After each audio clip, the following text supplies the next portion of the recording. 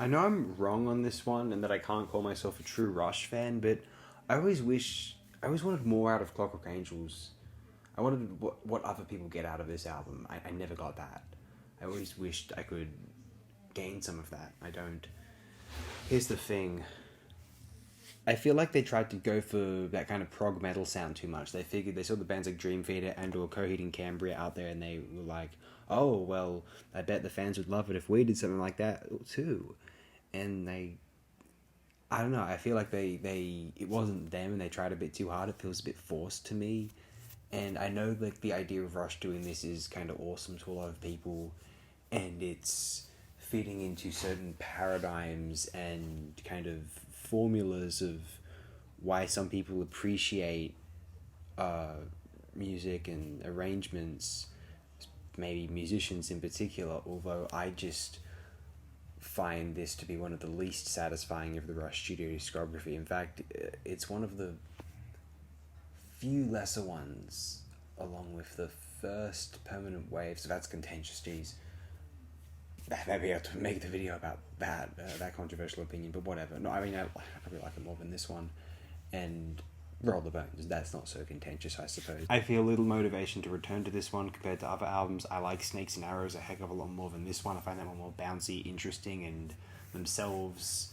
I think Vapor Trails is a better example of Rush trying to experiment with a different sound. Mind you, I tend to think of the 2013 version of Vapor Trails more so than the actual release, so that's just worth misstating. Test for Echo, which I've never loved. I find Test for Echo more interesting than Clockwork Angels. I think Clockwork Angels, the structure of the songs is so kind of rigid and baroque, and I find it kind of contrived and boring. I find it has a flat effect on me, whereas at least in Test for Echo, is kind of spacey, sort of open, wide vibe. The music is kind of spacious in a sort of alt rock wannabe REM sense. That's a theory that a friend of mine posed about Rush on Presto, which is a fascinating theory. Presto is really interesting, I think. I had a video about Presto. We can check that out if you're interested, if you're so inclined. And yeah, Counterparts is possibly one of the better Rush albums even. It's really good, and invented themselves in the space rock kind of 90s with groups like, I don't know, Tool,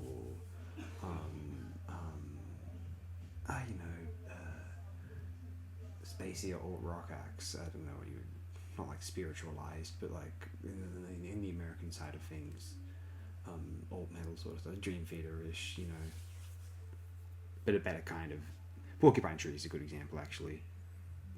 British band as well, that being said. But yeah, feel free to submit a proposal as to why I'm a fool for not being able to appreciate Clockwork Angels and why I'm not a true Rush fan. Please do. I want nothing more than to appreciate this release more so. Very likely it's not, though. Just dislike the video. You're an idiot and move on. And that's totally appropriate. That's a completely fair response also. If you are not a Rush fan, it's the kind of album you probably listen to and think, yeah, you're not, yeah, fair enough. I totally understand why you think that way. But to the Rush fans, I wish I could be more like yourselves.